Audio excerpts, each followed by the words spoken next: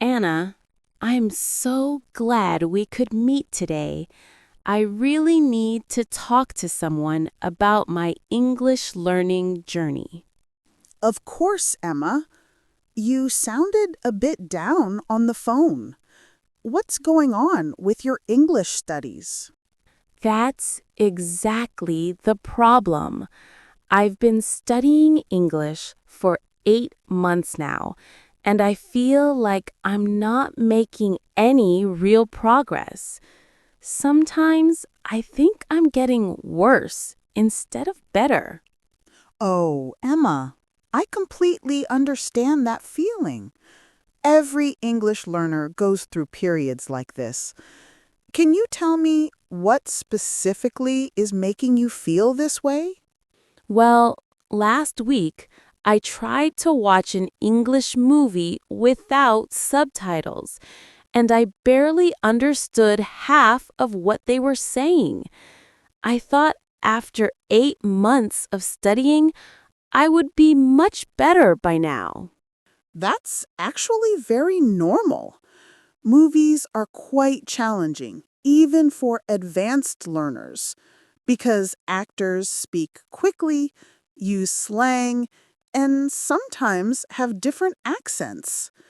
You're being too hard on yourself. But Anna, I see other people who seem to learn so much faster than me.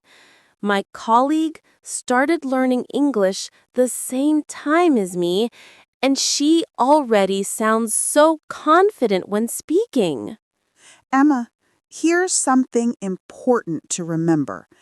Everyone learns differently and at their own pace.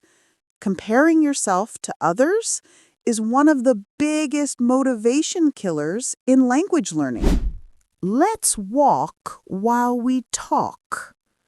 I want to share something with you about my own English learning experience. You learned English perfectly, though. You always seem so confident. That's where you're wrong, Emma. 3 years ago, I was exactly where you are now. I remember crying after a job interview because I couldn't express my ideas properly in English. Really? I can't imagine you struggling with English. Oh, yes, I definitely struggled. I even wanted to quit learning several times. But then I realized that motivation isn't something that just happens, it's something you have to actively maintain. What do you mean by that? I mean, you need to create systems and habits that keep you motivated, even when progress feels slow. For example, I started celebrating small victories instead of focusing only on big goals. What kind of small victories? Things like understanding a song lyric, successfully ordering food in English, or even just learning 5 new words in a day. These small wins kept me going during difficult periods. I never thought about celebrating small achievements. I always focus on what I can't do yet instead of what I can do. Exactly. That negative mindset is motivation poison. Instead of thinking, I can't understand movies, try thinking, I understood more of that movie than I would have 6 months ago. Anna, can I ask you something personal? What was your lowest point in learning English?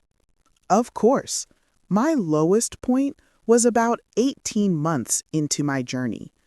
I had been studying consistently, but during a business presentation, I completely froze up and couldn't speak properly. That sounds terrifying. How did you get through it? I gave myself permission to feel disappointed for one day. Then I changed my approach completely. Instead of just studying grammar and vocabulary, I started focusing on real communication. What does that mean exactly? I began joining English conversation groups, even though I was scared. I started writing in English about topics I genuinely cared about.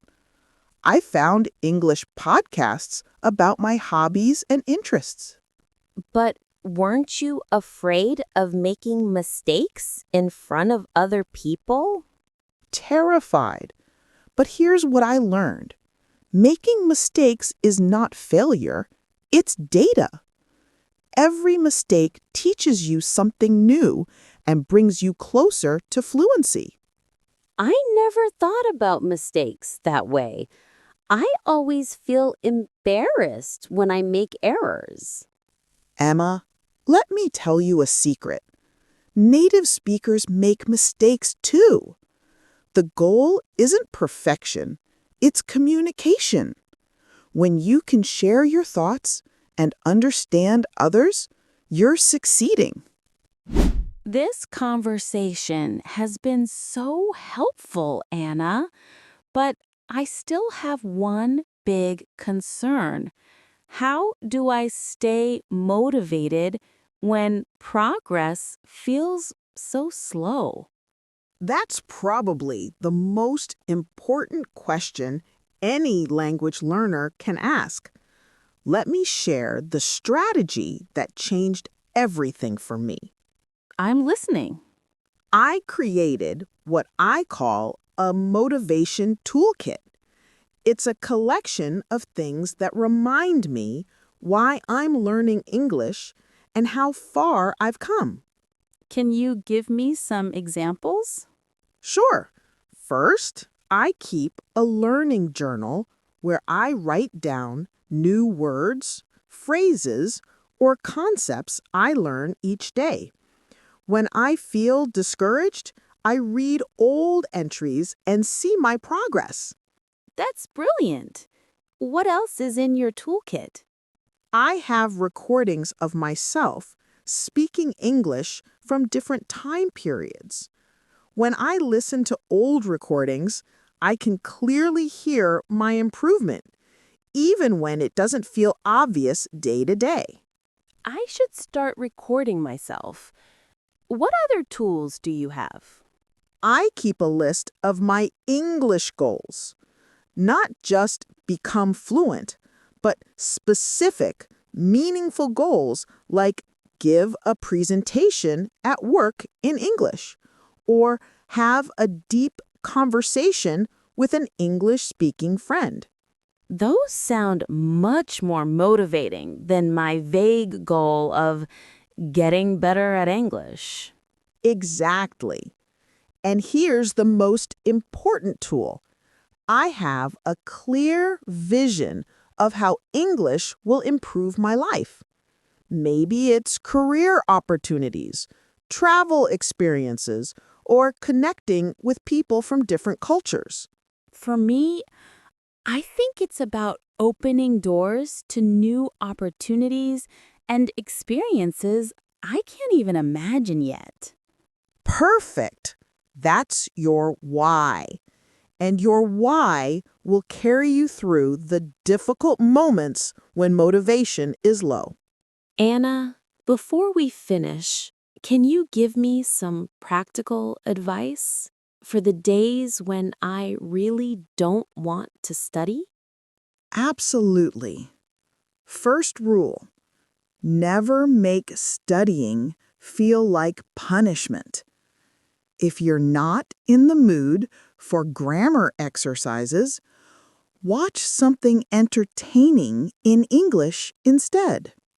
So it's okay to have easier days? Not just okay, it's essential. Consistency matters more than intensity. 15 minutes of enjoyable English practice every day is better than 3 hours of forced studying once a week. That takes so much pressure off. What about when I feel overwhelmed by how much I still need to learn? Remember that English learning is not a race with a finish line. It's a lifelong journey. Even native speakers continue learning new words and expressions throughout their lives. So I should focus on the journey rather than the destination? Exactly. And here's something that might surprise you. Some of my most enjoyable moments have been during the learning process itself. The excitement of understanding something new, the satisfaction of having a successful conversation, the joy of connecting with someone in their language. I think I've been so focused on becoming perfect that I forgot to enjoy the actual learning. That's a huge realization, Emma. When you start enjoying the process, motivation becomes much easier to maintain. Thank you so much for this conversation, Anna. I feel completely different about my English learning now. I'm so happy to hear that. Remember, every expert was once a beginner. You're not behind. You're exactly where you need to be in your unique journey. I'm actually excited to go home and practice some English now. That's the spirit. And Emma, remember to be patient and kind with yourself. You're doing something amazing by learning a new language.